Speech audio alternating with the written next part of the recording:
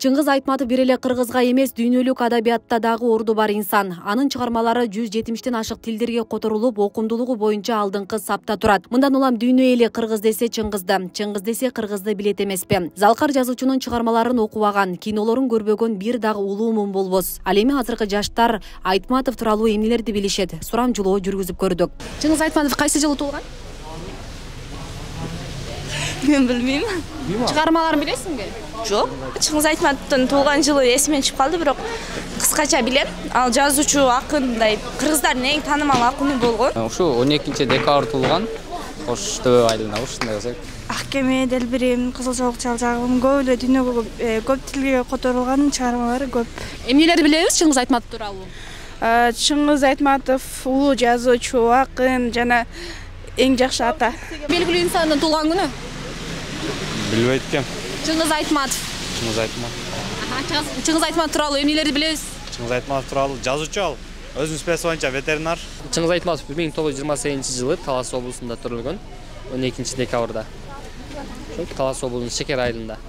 Ооба, 12-декабрь кыргыздын белгилүү жазуучусу Чыңгыз Айтматовдун туулган күнү улуттук адабият майрамы. Калеми менен дүйнөнү багынткан залкар инсандын көзү тирүү болгондо бүгүн 95 жашка чыкмак. Сейрек талант 1928-жылы Талас облусуна караштуу Кара Бура районундагы Шекер айылында туулган. Ал чыгармалары аркылуу ар бир адамдын инсан катары калыптануусуна таасир эте алды. Кыргызстандыктар үчүн Айтматов рух дүйнөбүздүн ажырагыс бөлүгү болуп эсептелинет. Жаштар Чыңгыз Айтматовду унута албайт.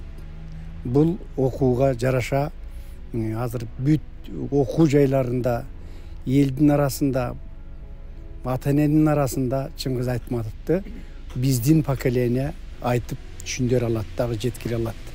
Бул кишинин чыгармасы менен сиз айткандай, биздин поколение мына 70ке чыккан аксакалдар, небере чөбөрөлөрдүн бардыгын окутулат, айтылат, жетишебиз. Чыңгыз Айтматов биздин туубуздун жанында тура турган киши. Кыргызстанда мактана турган адам да бул.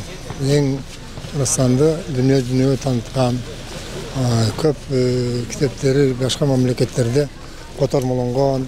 Акшын унутпашка. Ал Чыңгыз Айтматов биринчи газетчи Дүзө деген чыгармасы менен чыккан да, ошо чыгармасы менен.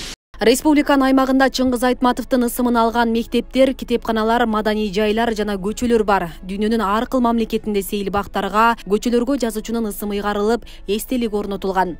Ошондой эле Айтматовдун чыгармачылыгына арналган илимий, адабий, маданий багыттагы иш-чаралар өткөрүлүп турат.